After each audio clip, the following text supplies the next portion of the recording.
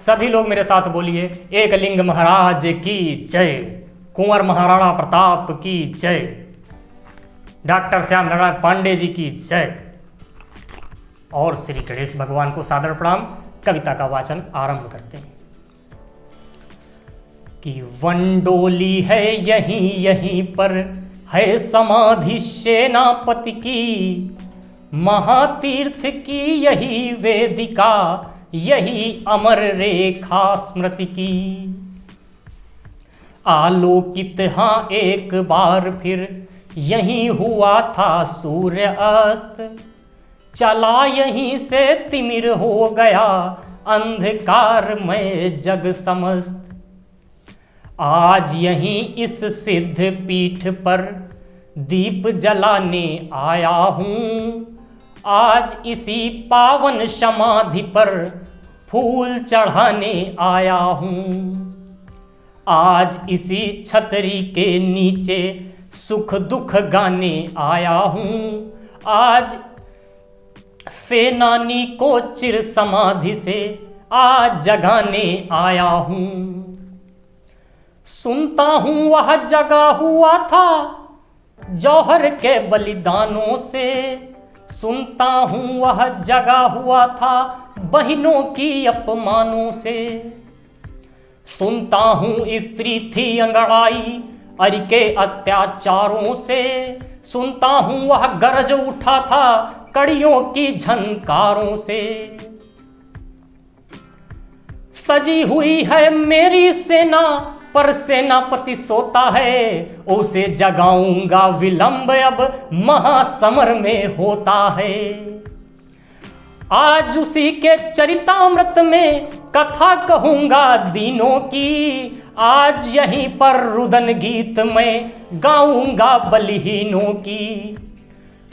आज उसी की अमर वीरता व्यक्त करूंगा गानों में, आज उसी के रण कौशल की कथा कहूंगा कानों में।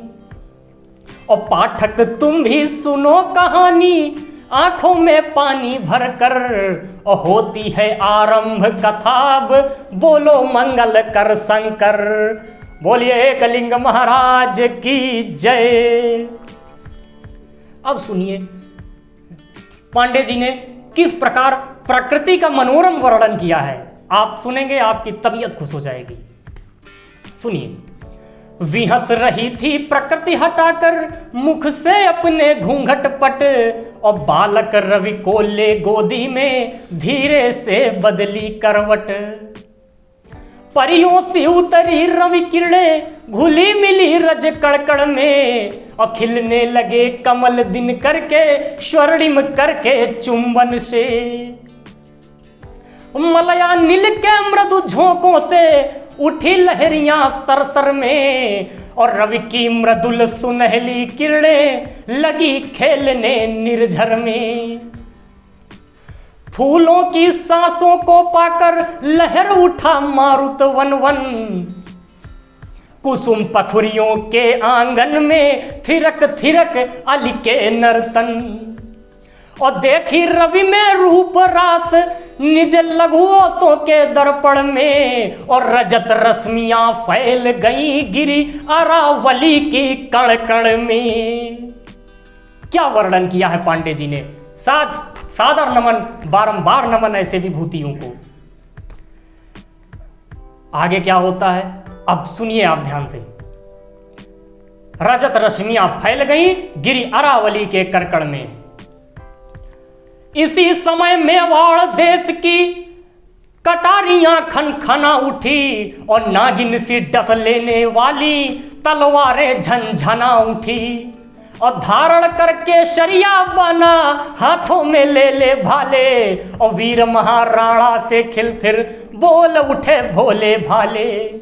और विजयादशमी का अवसर था उत्सव के बाजे बाजे, और चले वीर आखेट खेलने उछल पड़े ताजे ताजे। बड़े बड़े अपने माता पिताओं के साथ, अपने बड़े बड़े भाइयों के साथ छोटे छोटे बच्चे भी चल दिए आखेट खेलने। ये वीरता है, ये राजपुताना है। आगे सुनिए। चले वीर आखेट खेलने, उछल पड़े ताजे ताजे। और राणा भी फिर शक्ति सिंह के, राणा भी आखेट खेलने शक्ति सिंह के साथ चला। और पीछे चारण वंश पुरोहित भाला उसके साथ चला। भुजा फड़कने लगी वीर की असकुन जतलाने वाली, और गिरी तुरंत तलवार हाथ से पावक बरसाने वाली। बतलाता था यही अमंगल बंधु बंधु का रण होगा, यही भयावह रण ब्राह्मण की हत्या का कारण होगा। ब्राह्मण कौन है यहां पर? पुरोहित, राजपुरोहित, पंडित जी, जो मेवाड़ के राजपुरोहित जी थे। यही अमंगल बंधु बंधु का रण होगा, यही भयावह रण ब्राह्मण की हत्या का कारण होगा। असकुन की परवाह न की वह आज रण रुकने वाला था, अहो हमारी स्वतंत्रता का झंडा झुकने वाला था। घोर विपिन में पहुंच गए, कातरता के बंधन तोड़े, और हिंसक जीवों के पीछे अपने अपने घोड़े छोड़े। अब भीषण वार हुए जीवों पर, तरह तरह के शोर हुए, अब मारो ललकारों के रव जंगल में चारों ओर हुए। मारो ललकारों के रव जंगल में चारों ओर हुए। चीता यह वह बाघ शेर वह शोर हुआ आखेट करो, अच्छे को हृदय रक्त ले निज बरछे को भेंट करो। लगा निशाना ठीक हृदय में रक्त पगा जाता है वहाँ, और चीते को जीते जी पकड़ो रीछ भगा जाता है वहाँ। चीते को जीते जी पकड़ो रीछ भगा जाता है वहाँ। क्या दृश्य है, आप भयानक इतना समझ सकते हैं कि उड़े पखेरु भाग गए मृग, भयते सशक सियार भगे, और क्षण भर थम कर भगे मत गज, हारिण हार के हार भगे। पखेरु उड़े भाग गए मृग, भयते सशक सियार भगे, और क्षण भर थम कर भगे मत गज। थोड़ी देर हाथी वाथी भी रुके, और हारिण तो हार के हार भगे, हिरण तो पूरा टोला टोले गायब हो गया। नरम हृदय कोमल मृग छौने डौंक रहे थे इधर उधर, एक प्रलय का रूप खड़ा था मेवाड़ी दल गया जिधर। ये था मेवाड़। राजपुताना टोली गई थी पूरी शिकार करने दशहरा के पावन अवसर पर। आगे सुनिए। किसी कंदरा से निकला है, झाड़ी में फंस गया कहीं, और दौड़ रहा था दलदल में धस गया कहीं। लचकीली तलवार कहीं पर उलझ उलझ मुड़ जाती थी, और टाप गिरी कर कठिन शिक्षा पर चिनगारी उड़ जाती थी। हय के दिन दिन हुंकारों से, भीषण धनु के टंकारों से, और कोलाहल मच गया भयंकर मेवाड़ी ललकारों से। कितना भयावह वो दृश्य था। आप कल्पना कीजिए, एक तरफ जिधर जा रहा है ये मेवाड़ का राजपुताना टोला, उधर पूरा जंगल का जंगल साफ होता जा रहा है। हर तरह भीषण वार हो रहे हैं जीवों पर। त्राहिमाम त्राहिमाम खाली आवाजें आ रही हैं, जहां जहां आवाजें आ रही हैं। पक्षी उड़े जा रहे हैं, चीते बाघ भगे जा रहे हैं। ये प्रलय का रूप जा रहा है। ये है मेवाड़ की वीरता। ये शिकार ऐसे खेला जाता है, दिखाया जा रहा है अभी आपको। आप बस कल्पना कीजिए और उस दृश्य को बस सोचते रहिए। श्याम नारायण बाबा जी ने क्या बात लिखी है आप आगे सुनिए। अब बात आती है शेर की, तो शेरों का मुकाबला तो शेरों से होता ही है। अभी तक तो ये सब बच्चे थे, छोटे मोटे हिरण और बघेले थे। सुनिए। एक केसरी सोता था वन के गिरी गड्ढर के अंदर, और रोमों की दुर्गंध हवा से फैल रही थी इधर उधर। सिर के केसर हिल उठते जब हवा झुरकती थी झुरझुर, और फैली थी टांगे अवनी पर नाता थी बजती घुर घुर। समझे? निश्वासों के साथ लार थी गलफर से चूती तरतर, खून सने तीखे दांतों से मौत कांपती थी थर थर। समझे? अंधकार की चादर ओढ़े निर्भय सोता था नाहर। अरे बजने तो बाहर, कोई चिल्ला रहा हो अपने से क्या मतलब है। शेर शेर होता है, चूहे और खरगोश और बिलाऊ तो भौंकते रहते हैं, शेर किसी से परवाह नहीं करता। अंधकार की चादर ओढ़े निर्भय सोता था नाहर, और मेवाड़ी जन्म मर गया से कोलाहल होता था बाहर। बाहर एक तरफ त्राहिमाम मचा पड़ा है, अंदर केसरी अपना सिंहराज लेटा हुआ है, नासों से घुर्र घुर्र आवाज गर्जना की निकल रही है, एकदम गुर्राते हुए गुब्बारे होते हैं, आप सुन सकते हैं। ये आवाज दहाड़ तो दहाड़ है, सिर्फ आवाज सुन करके लोग भाग जाते हैं। केसरी है, शेर है, शेर। आगे सुनिए। और कल कल से जग गया केसरी। जब भैया इतना ज्यादा शोर अंदर हो रहा है, बाहर हो रहा है, अब केसरी के कानों में बार बार वो ललकारे किलकारे पड़ रही हैं। उठ गया केसरी। क्या होगा सुनिए। कल कल से जग गया केसरी, असलाई आंखें खोली, और झुंझलाया कुछ गुर्राया, जब सुनी शिकारी की बोली। जब लगा कोई आया है, बहुत परेशान कर रहा है, तो कहा अब उठना चाहिए। पर गुर्राता पुनः सो गया नाहर वह आजादी से, तनिक न की परवाह किसी की, रंचक डरा न वादी से। ना किसी की परवाह ना कि कुछ, और फिर गुर्रा के थोड़ा बहुत घुम किया और फिर सो गया। समझे, डर नहीं था। पर कोलाहल किलकारों पर किलकारे, उसके कानों में पड़ती थी ललकारों पर ललकारे।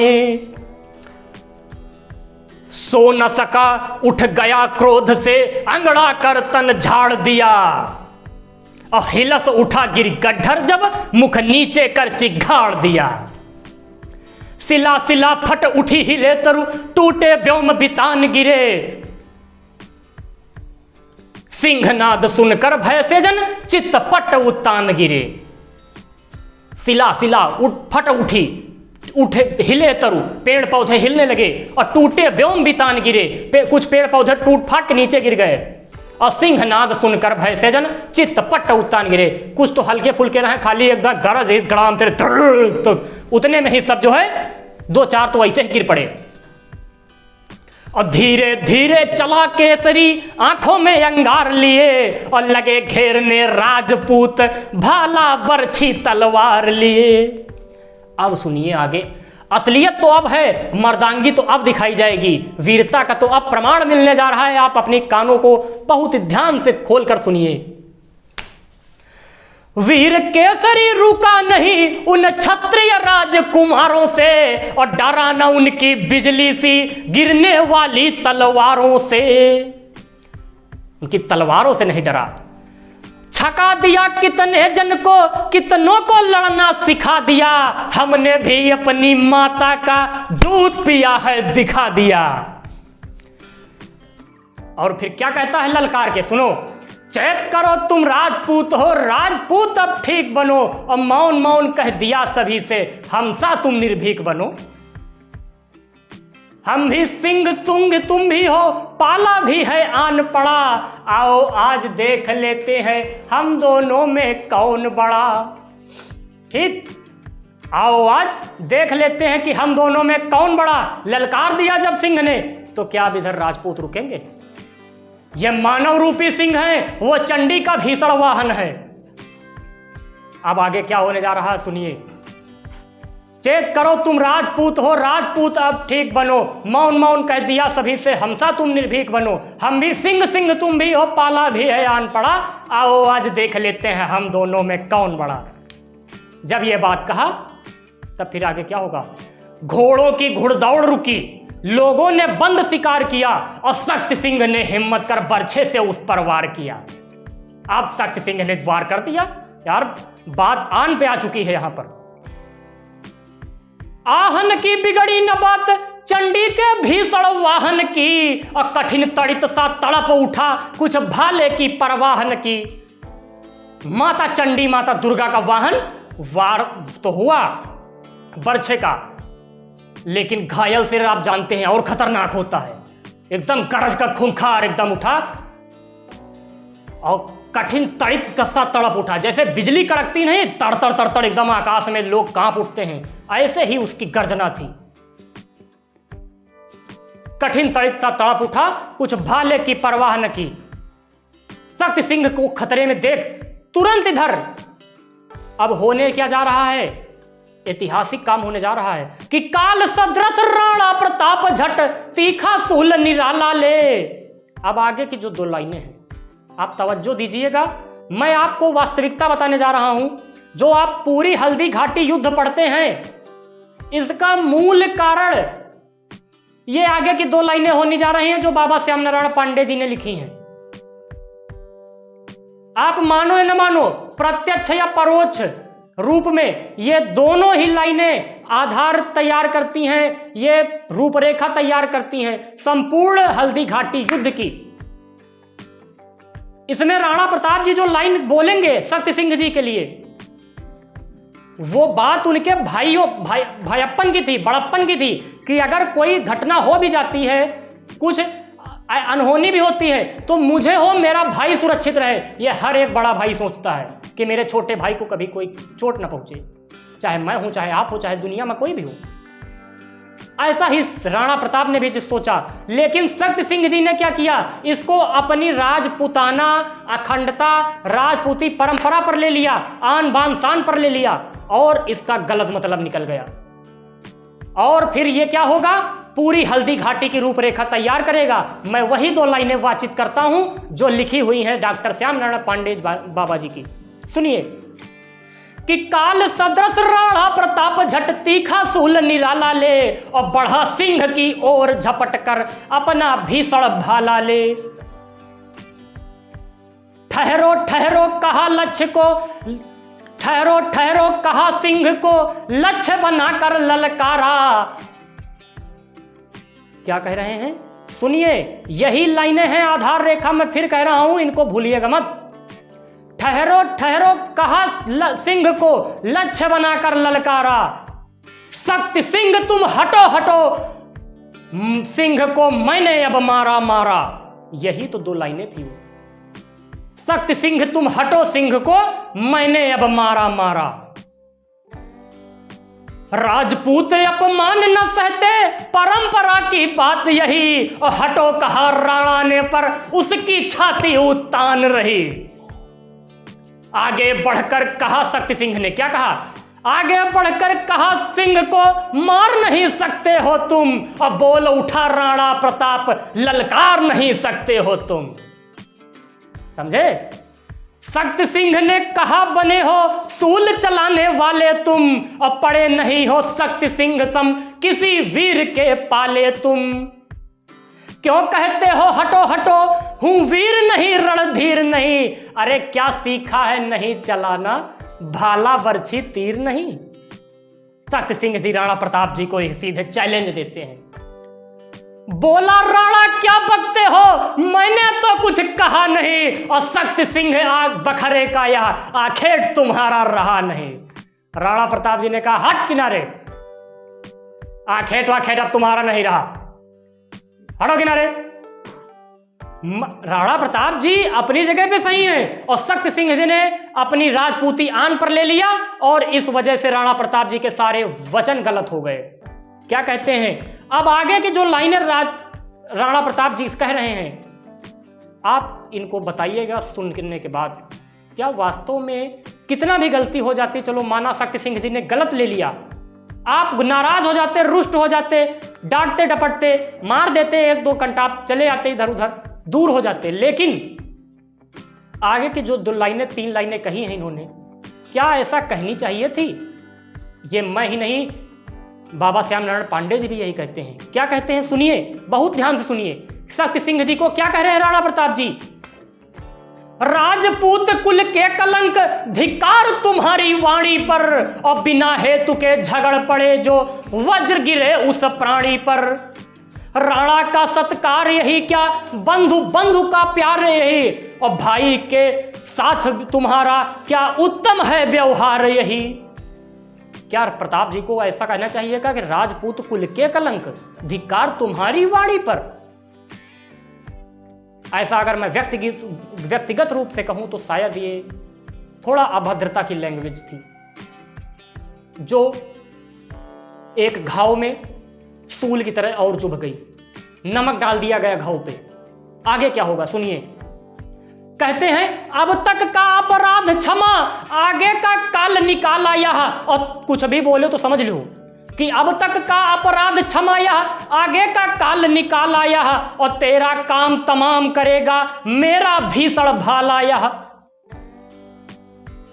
अब देखो बात काट कर राणा की। अब शक्ति सिंह जी फिर क्रोध हो जाएंगे, भाई जाहिर सी बात है, आप किसी को कुछ कहोगे तो गुस्सा तो आएगी। बात काट कर राणा की फिर शक्ति सिंह यह बोल उठा। और बोल उठा मेवाड़ देश इस बार हलाहल घोल उठा। क्या होता है, धार देखने को जिसने तलवार चला दी उंगली पर, इस अवसर पर शक्ति सिंह वह खेल गया अपने जी पर। और बार बार कहते हो क्या तुम अहंकार है भाले का, और ध्यान नहीं है क्या कुछ भी मुझ भीषण रणमत वाले का। क्या समझते हो, क्या मैं कायर हूं, मैं कमजोर हूं? मैंने कभी भाला बर्छी तीर चलाना नहीं सीखा है, बार बार तुम भाले का घमंड दिखा रहे हो। भाई वो भी राजपूत था, वो भी राणा सांगा का पौत्र था, वो भी राणा कुंभा का वंशज था, वो भी बप्पा रावल का वंशज है, वो भी राजपूती खून है। गरज उठा। सुनिए, राजपूत हूं मुझे चाहिए ऐसी कभी सलाह नहीं, और तुष्ट रहो या रुष्ट रहो मुझको इसकी परवाह नहीं। और रुक सकता है अय प्रताप मेरे उर का उद्गार नहीं, और बिना युद्ध के अब कदापि है किसी तरह उद्धार नहीं। फिर और क्या कहते हैं, मुख सम्मुख ठहरा हूं मैं, रण सागर में लहरा हूं मैं, और हो न युद्ध इस नम्र विनय पर, आज बना बहरा हूं मैं। शक्ति सिंह जी कह रहे हैं, हो न युद्ध इस नम्र विनय पर, आज बना बहरा हूं मैं। आगे क्या होगा, विष बखेर कर बैर किया राणा से ही क्या लाखों से, और लगी बरसने चिंगारी राणा की लोहित आंखों से। राणा प्रताप कभी किसी की गर्मी नहीं बर्दाश्त करता था, किसी के ललकार बर्दाश्त नहीं कर सकता था। प्रताप प्रताप था, और प्रताप को उनके भाई ने ही ललकार दिया। अब क्या होगा आगे परिणाम, ये हल्दी घाटी रची जा रही है। ये कारण बनेगा जो हल्दी घाटी पीली घाटी होती थी, खून से लाल हो जाएगी 1576 में। ये उसकी जिम्मेदार होगी लाइए। सुनिए आगे क्या होता है। प्रताप जी अब क्रोधित, क्रोध बढ़ा देश बढ़ा, अब वार न रुकने वाला है, और कहीं नहीं पर यहीं हमारा मस्तक झुकने वाला है। तनकर राणा शक्ति सिंह से बोला ठहरो ठहरो तुम, आए मेरे भीषण भाले भाई पर लहरो लहरो तुम। पीने का है यही समय इच्छा भर सोड़ित पी लो तुम, बढ़ो बढ़ो अब वक्ष स्थल में घुसकर विजय अभी लो तुम। जब ये बातें कही शक्ति सिंह ने तो शक्ति सिंह फिर और क्रुद्ध हुआ। शक्ति सिंह आखिर तुम्हारा करने को तैयार हुआ, और लोकर में करवाल बचोब मेरा तुम पर वार हुआ। अब शक्ति सिंह ने डायरेक्ट ललकार दिया, चेतावनी दे दी कि बचो मैं वार करने जा रहा हूं। तो अब आगे क्या होने जा रहा है आप सुनिए कि शक्ति सिंह ने कहा बचो अब मेरा तुम पर वार हुआ। खड़े रहो भाले ने तन को लून किया, अब लून किया, खेद महाराणा प्रताप ने आज तुम्हारा खून किया। क्या होता है, देख भभकती आंख क्रोध की शक्ति सिंह भी क्रुद्ध हुआ।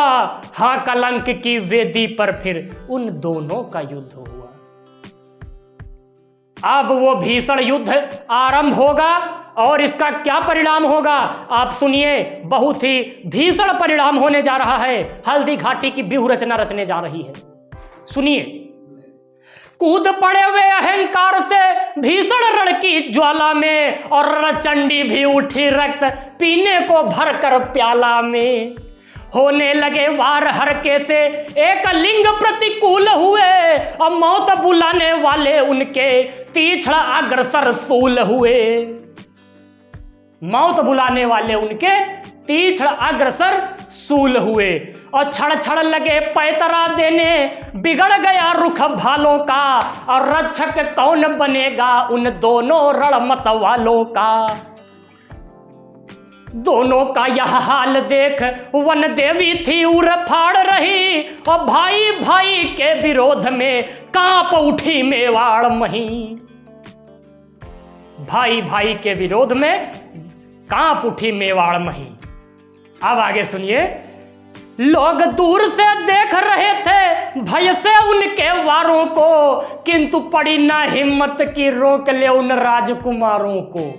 ऐसा वार ही हो रहे थे, ऐसा युद्ध ही हो रहा था मानो स्वयं महाकाल युद्ध लड़ रहे हो, और दोनों एक तरफ से दोनों ही बलशाली, एक तरफ जलंधर एक तरफ महाकाल, ऐसा युद्ध हो रहा है।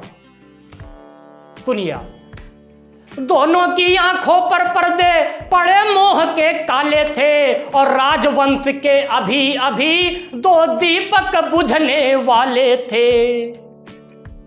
तब तक प्रभु ने देखा, एक लिंग महाराज जी ने देखा और अपना दूत बनाकर भेजा।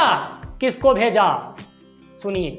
तब तक नारायण ने देखा लड़ते न भाई भाई को, और रुको रुको कहता दौड़ा, अरे कुछ सोचो मान बढ़ाई को।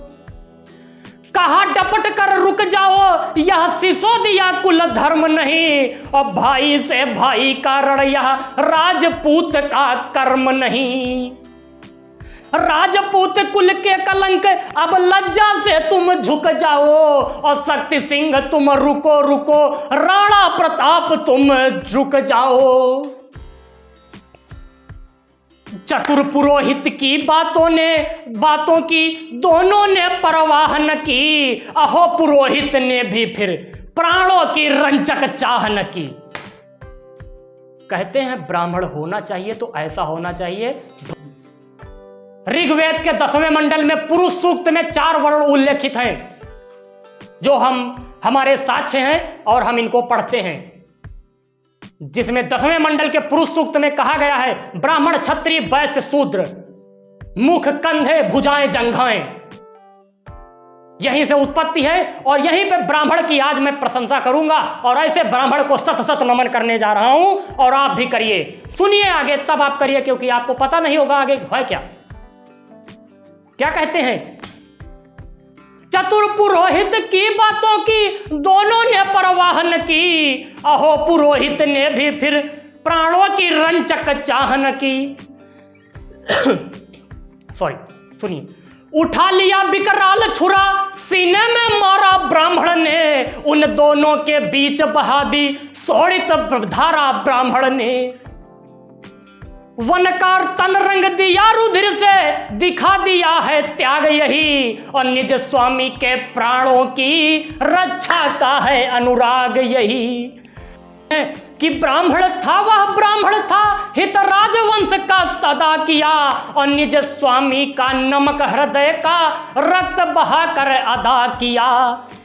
जीवन चपला चमक दमक कर अंतरिक्ष में लीन हुई, अहो पुरोहित की जाकर ज्योति जाकर विलीन हुई। अहो पुरोहित की जाकर ज्योति अनंत में विलीन हुई। सुनकर ब्राह्मण की हत्या का उत्साह सभी ने मंद किया, हाहाकार मचा सबने आखेट खेलना बंद किया। पुरोहित की मृत्यु हो गई, ये सुना, आखेट बंद, युद्ध बंद, सारे तलवार धड़ाम धड़ूम सब होता बंद एकदम। जंगल में सन्नाटा। क्या हो गया? खून हो गया, खून हो गया का जंगल में शोर हुआ, और धन्य धन्य है धन्य पुरोहित, यह रव चारों ओर हुआ। जंगल में चारों तरफ पुरोहित की जय जयकार होने लगी, जय ब्राह्मण होने लगा। पूरे चारों तरफ पुरोहित की जय जयकार हो रही है। क्या कहता है? युगल बंधु के द्रग अपने को झांप उठे लज्जा पट से, और रक्त देख कर ब्राह्मण का सहसा वे दोनों काप उठे। धर्म भीरु राणा का तन तो भय से कंपित और हुआ, लगा सोचने वीर देश, लगा सोचने अहो कलंकित, वीर देश चित्तौड़ हुआ। राणा प्रताप सोचने लगे कि आज तो हमारा वीर देश चित्तौड़ सिसोदिया कुल आज कलंकित हो गया कि हमारे ही कारण आज एक ब्राह्मण की हत्या हो गई, जो हमारा पुरोहित होता है, हमारा परम पूज्य होता है, सबसे बड़ा हमारा मान होता है ब्राह्मण। आज तो क्षत्रिय धर्म की साख दांव पे लग चुकी, साख गिर गई, नाक कट गई। आज तो ऐसा महसूस हो रहा है, अहो कलंकित वीर देश चित्तौड़ हुआ। बोल उठा राणा प्रताप, मेवाड़ देश को छोड़ो तुम। शक्ति सिंह से सीधे राणा प्रताप ने कहा, बोल उठा राणा प्रताप, मेवाड़ देश को छोड़ो तुम, और शक्ति सिंह तुम हटो हटो, मुझसे अब नाता तोड़ो तुम। हटो यहां से, निकल जाओ मेवाड़ देश से। सिसोदिया कुल के कलंक, हां जन्म तुम्हारा व्यर्थ हुआ, हाय तुम्हारे कारण ही यह पातक महा अनर्थ हुआ। फिर यहां पे एक और आग में घी डाल दिया। अरे भैया, युद्ध तो दोनों की यथाकथित बातों पर हुआ है, दोनों की नासमझी में हुआ है, फिर भी एक ही आदमी को आप जिम्मेदार क्यों कह रहे हैं? शक्ति सिंह को पूर्ण रूपेण जिम्मेदार बना दिया इस बार राणा प्रताप जी ने, और कह दिया कि हाय तुम्हारे कारण ही यह पातक महा अनर्थ हुआ। आप सोच कर बताइएगा अगर मैं गलत हूं तो क्या ऐसा कहना चाहिए था? और इस बार शक्ति सिंह इतना लज्जित था, अपने ही वचनों से पूरी गलती अपनी मानी और आज्ञा मानते हुए क्या करते हैं, छोड़कर जाने लगते हैं। और आगे सुनिए लाइनें क्या हैं। सुनते ही वह मौन हो गया, घूंट घूंट विषपान किया, आज्ञा मानी यही सोचता दिल्ली को प्रस्थान किया। काम चालू हो गया भैया। दिल्ली को क्यों प्रस्थान किया? अकबर बादशाह जलालुद्दीन मोहम्मद अकबर, भारत का तख्तो-ताज बादशाह उस समय 1576 के समय, 1555 से 1605 ईस्वी तक, 56 से 5, पूरा 40 साल का 45 साल का जो शासन था अकबर का उस समय, और वही 1572 का समय है जब शक्ति सिंह चल देता है कहां पर? दिल्ली की ओर। क्यों? क्योंकि वो तो अब इतना लज्जित है कि भैया कहे तो क्या, ये भी नहीं कह सकता कि आपकी गलती है, ये भी नहीं कह सकता कि मेरी गलती नहीं है, और आज छोड़ना पड़ रहा है देश। सुनिए आगे की लाइनें बहुत ही दुख दर्द भरी हैं, सुनिए क्या कहते हैं। हाय निकाला गया आज दिन, मेरा बुरा जमाना है, और भूख लगी है, प्यास लगी है, पानी का नहीं ठिकाना है। मैं सपूत हूं राजपूत, मुझको ही जरा यकीन नहीं, एक जगह क्षण भर बैठूं, 2 अंगुल मुझे जमीन नहीं। राजपूत धर्म का था, राजा का पुत्र था, और आज यह हालत है कि उसे बैठने के लिए 2 अंगुल जमीन नहीं है मेवाड़ देश में। क्या होगा? अकबर से मिल जाने पर हां रजपूती की शान कहां, पर जन्मभूमि पर रह जाएगा मेरा नाम निशान कहां। यहां रहूंगा प्रताप मार देगा, मेवाड़ देश मार देगा, और वहां जाऊंगा तो रजपूती की शान कहां। अंग्रेजी में एक फ्रेज होता है जिसको कहते हैं Scylla and Charybdis, the situation between the Scylla and Charybdis, मतलब आगे कुआं और पीछे खाई, हिंदी में यह कहा जाता है। तो अब ये कहां जाएंगे? ये फिर एक तरफ तो जाना ही पड़ेगा। अब चाहे कुआं में जाओ भैया, चाहे खाई में जाओ, तो इन्होंने कुएं का रास्ता तय कर लिया और जाने लगे। क्या होता है? यह भी मन में सोच रहा था, इसका बदला लूंगा मैं, क्रोध हुतासन में आहुति मेवाड़ देश की दूंगा मैं। मन में सोच रहा था कि इसका बदला जरूर लूंगा, ये जो किया है प्रताप ने ये सरासर गलत है। और जी हां, ये गलत तो था। सिसोदिया में जन्म लिया, यद्यपि यह है कर्तव्य नहीं, पर प्रताप अपराध कभी क्षंतव्य नहीं, क्षंतव्य नहीं। सिसोदिया में जन्म लिया है, ये काम तो नहीं है हमारा, लेकिन प्रताप ने जो अपराध किया है यह क्षंतव्य भी नहीं है, यह क्षमा योग्य भी नहीं है। शक्ति सिंह भी पहुंचा, अकबर भी आकर मिला कलेजे से। शक्ति सिंह पहुंच गया दिल्ली दरबार, शक्ति सिंह पहुंचा, अकबर भी आकर मिला कलेजे से, और लगा छेदने राणा का उर कूटनीति के तेजे से। सारी राजपाट सब खोलने लगा शक्ति सिंह, सारे हाल बताने लगा और राणा की तरफ मिलने लगे। क्या होता है, लगा भेदने राणा का उर कूटनीति के तेजे से पहुंच गए शक्ति सिंह जी। अब फिर पांडे जी ने क्या प्रकृति का मनोरम वर्णन किया है, आप सुनिए जरा। युगल बंधु रण देख क्रोध से लाल हो गया था सूरज, और मानो उसे मनाने को अंबर पर चढ़ती थी भूरज। धरती की भूरज अंबर पर चढ़ रही है सूर्य के गुस्से हुए लालिमा वाले मुंह को मनाने के लिए। और किया सुनहला काम प्रकृति ने मकड़ी के मृदु तारों पर, और छलक रही थी अंतिम किरणें रजपूती तलवारों पर। ये लास्ट था सब, ऐसा लग रहा था। धीरे धीरे रंग जमा तक का सूरज की लाली पर, और कौओं की बैठी पंचायत तरु की डाली डाली पर। क्यों क्यों सब आपस में बातें कर रहे हैं, सन्नाटा मचा हुआ है सब। क्या होगा, चूम लिया शशि ने झुककर कोई के कोमल गालों को, और देने लगा रजत हंस हंस कर सागर सरिता नालों को। हिंस्र जीव निकले गिरी गड्ढर से घेर लिया गिरी झीलों को, और इधर मलिन महलों में आया लाश सौंप कर भीलों को। भीलों को तो आपने सुना ही होगा, मेवाड़ देश के बहुत बड़े अंगरक्षक माने जाते हैं। मैं इनकी कथाएं आपको सुनाऊंगा, आगे चर्चा करूंगा। आगे दूसरे तीसरे जब सरगाएंगे हल्दी घाटी के तो वहां चर्चा करेंगे हम, ठीक है। इधर मलिन महलों में आया लाश सौंप कर भीलों को। मलिन कौन, महाराणा प्रताप जी। इस समय मलिन ही आप कह सकते हैं कि ऐसा कर्म हो चुका है इन दोनों से।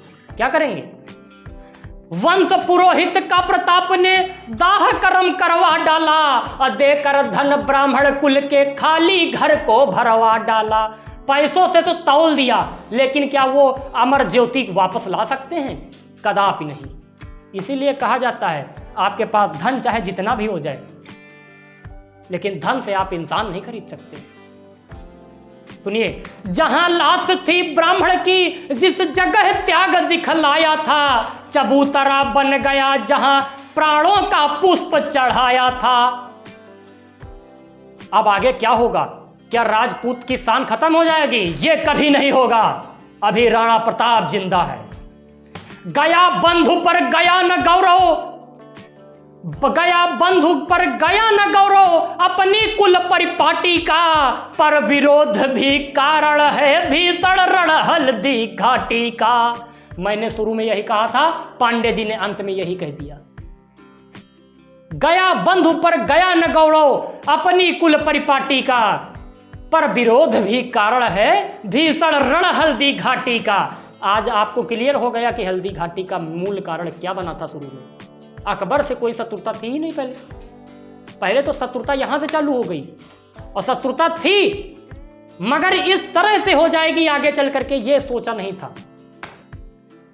हे मेवाड़ तुम्हारी आगे अब हां कैसी गति होगी, क्या अब तेरी उन्नति में क्या पग पग पर यति होगी। इसके साथ ही मैं बाबा श्री डॉक्टर श्याम नारायण पांडे जी को सादर नमन करता हूं। उनकी इस अमर कृति के लिए उनको बारंबार चरण स्पर्श करता हूं, जो हमें यह हल्दी घाटी की अमर वीरता को दर्शाता है। और मैं आप सभी श्रोतागणों को बहुत बहुत आभार व्यक्त करता हूं कि आपने इस कविता के लिए सुना, आपने इस कविता के लिए अपना समय दिया और अपना प्यार दिया। मैं आपसे यही कहना चाहूंगा कि अगर आपको इस कविता में राजपूती वीरता झलकती है, आज आपको लगता है कि ये अमर कृति है, आपको लगता है कि इससे हमारे राजपूत वंश का, राजपूत कुल का, राजपूताना की शक्ति को बढ़ाने में कुछ साहस मिलेगा, तो आपसे मेरा हाथ जोड़कर विनम्र निवेदन है कि भारतवर्ष के प्रत्येक बच्चे तक इसको आपको शेयर करना है। हर व्यक्ति के पास इस कविता को पहुंचाना है। आपको ये कविता सुनने के लिए पुनः मैं आपको आभार व्यक्त करता हूं। एक बार मेरे साथ सभी लोग बोल दीजिएगा, एकलिंग महाराज की जय, बोल महाराणा प्रताप की जय। आप सभी को सादर नमन।